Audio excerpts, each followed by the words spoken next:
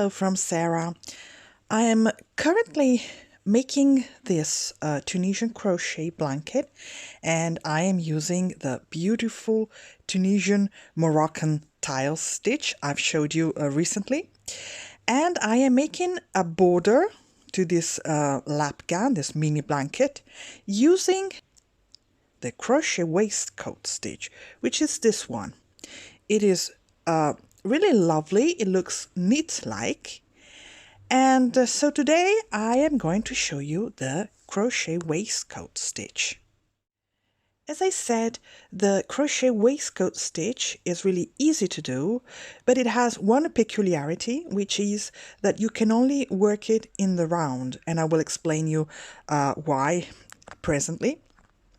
So here I have started from a chain of 30 stitches, but you can use a chain in any multiples of stitches, so any number of stitches. And now, paying attention not to twist the chain, I'm going to close it into a ring with a slip stitch into the beginning chain,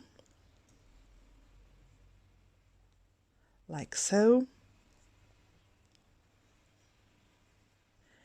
And I'm going to begin a round in single crochet.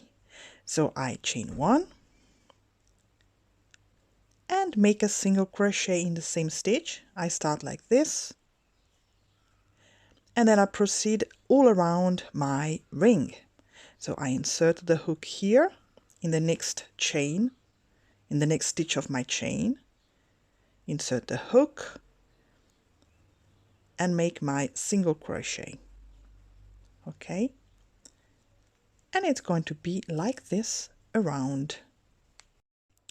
So here I am at the end of my round, and I'm going to make my last few single crochets. So here's the last of the round.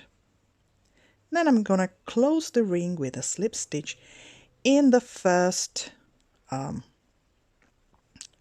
chain. Okay, so here. Okay, and that's my first round done in single crochet,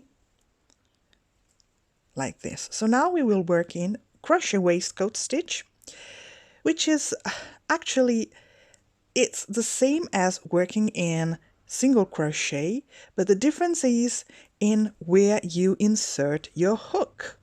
So here we will start as usual with a chain one, and then we are going to insert the hook, well, not under the two small bars here on top of our stitches here, as we would usually do for a single crochet. So we would do like this for a single crochet, right? So not here, but let's identify the exact point, which is here. So if you look at the single crochets in front of you, you can see this small almost parallel bars here in front of you, like little V's that are upside down, and this is where you need to insert your hook. So just in the center of those upside down V's, you insert the hook, yarn over, pull through, and complete your single crochet in the usual way. Once again, next stitch, not here as you would usually do for a single crochet, but here below. Okay, here. Yarn over, pull through, and drop a loop. So once again, this is the next stitch, this is the next V, and I'm going to insert the hook in between it.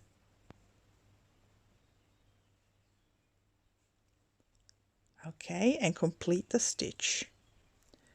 Again, next stitch is here. This is the next V, and I'm going to insert the hook right in between here and complete the stitch. You see, this is already the stitch forming, which looks so much knit-like. Once again, okay, and you proceed like this, over, on and on, as much as you need to. And as I said at the beginning, the reason why this stitch can only be worked in the round is because if you try to work it flat, you know that in crochet you always turn and work on the right side and wrong side, while in the round, when you crochet in the round, the wrong side is always on the inside and the right side is always facing you, usually. So if I were to work flat and turn my work after every row, I would no longer be able to insert the hook in the right place, okay?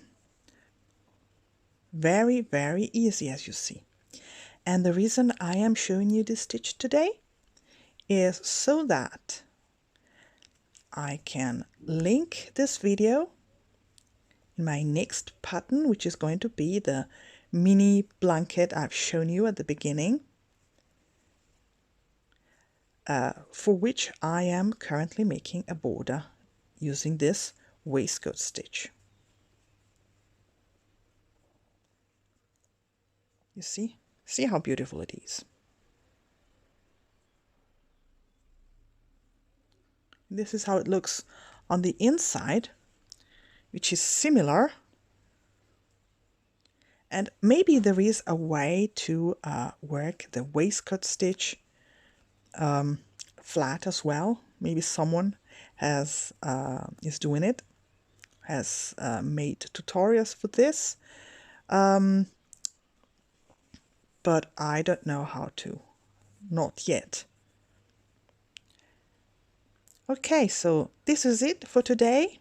A very short video, but thank you for watching and see you next time. Bye bye.